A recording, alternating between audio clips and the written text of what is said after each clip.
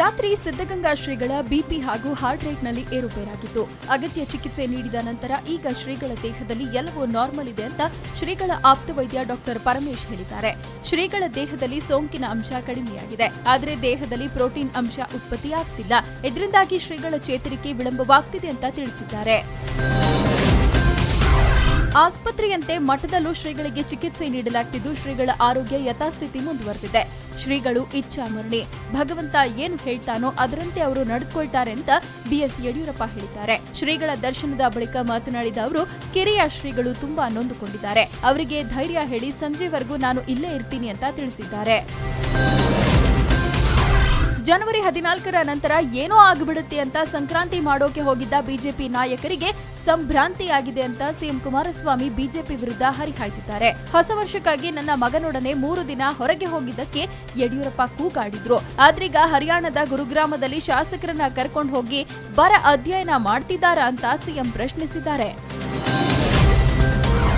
Operation ಕಮಲ ವಿಫಲವಾಗುತ್ತೆ ಅಂತ ಗೊತ್ತಿದ್ರೂ ಸತತ ಪ್ರಯತ್ನ ಮಾಡ್ತಿದ್ದಾರೆ. ಮನುಷ್ಯರಿಗೆ ರಾಜಕೀಯ ಬದ್ಧತೆ ಇದ್ರೆ ಹೀಗೆ ಆಗ್ತಿರ್ಲಿಲ್ಲ ಅಂತ ಬಿಜೆಪಿ ವಿರುದ್ಧ ಮಾಜಿ ಸಿಎಂ ಸಿದ್ದರಾಮಯ್ಯ ವಾಗ್ದಾಳಿ ನಡೆಸಿದ್ದಾರೆ. ಹುಬ್ಬಳ್ಳಿಯಲ್ಲಿ ಮಾತನಾಡಿದ ಅವರು, ಪ್ರಜಾಪ್ರಭುತ್ವದ ಮೇಲೆ ರಾಜಕೀಯ ಪಕ್ಷಗಳಿಗೆ ನಂಬಿಕೆ ಇಲ್ಲವಾದಲ್ಲಿ ಹೀಗೆ ಆಗುತ್ತೆ.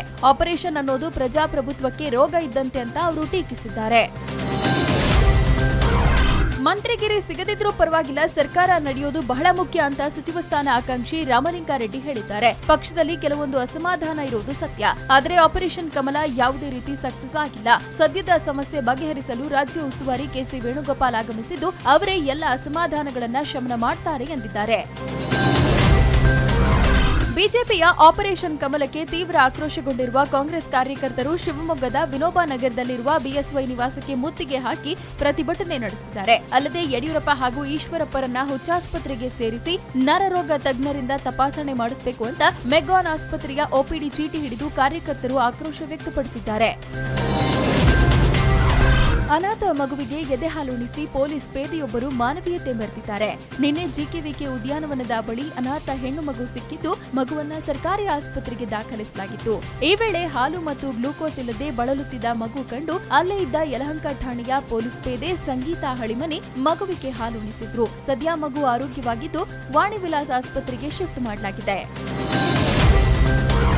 ಮೇಘಾಲಯದ ಜೈಂತಿಯಾ ಹಿಲ್ಸ್ ಗಣಿ ದುರಂತ ಸಂಭವಿಸಿ 1 ತಿಂಗಳ ನಂತರ ನೌಕಾದಳ ಮತ್ತು ಎನ್ಡಿಆರ್ಎಫ್ ಸಿಬ್ಬಂದಿ ಓರ್ವ ಗಣಿ ಕಾರ್ಮಿಕನ ಮೃತದೇಹ ಹೊರತೆಗೆದಿದ್ದಾರೆ. ನೀರಿನಡಿ ವಸ್ತುಗಳನ್ನು ಗುರುತಿಸಲು ವಿಶೇಷವಾಗಿ ವಿನ್ಯಾಸ ಮಾಡಿರುವ ಯಂತ್ರದ ಸಹಾಯದಿಂದ ಕಾರ್ಮಿಕನ ದೇಹ ಪತ್ತೆ ಮಾಡಲಾಗಿದೆ. ಇನ್ನು ಸಿಲುಕಿರುವ ಕಾರ್ಮಿಕರಿಗಾಗಿ ಶೋಧ ಕಾರ್ಯ ಮುಂದುವರೆದಿದೆ.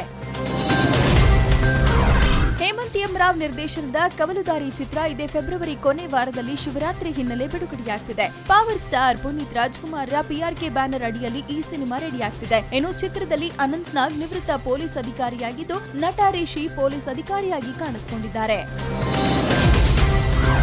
ಬಟರ್ಫ್ಲೈ ಚಿತ್ರದ ಮೊದಲ ಸಾಂಗ್ ರಿಲೀಸ್ ಆಗಿದ್ದು ಪ್ರೇಕ್ಷಕರಿಂದ ಮೆಚ್ಚುಗೆ ಪಡೆದಿದೆ.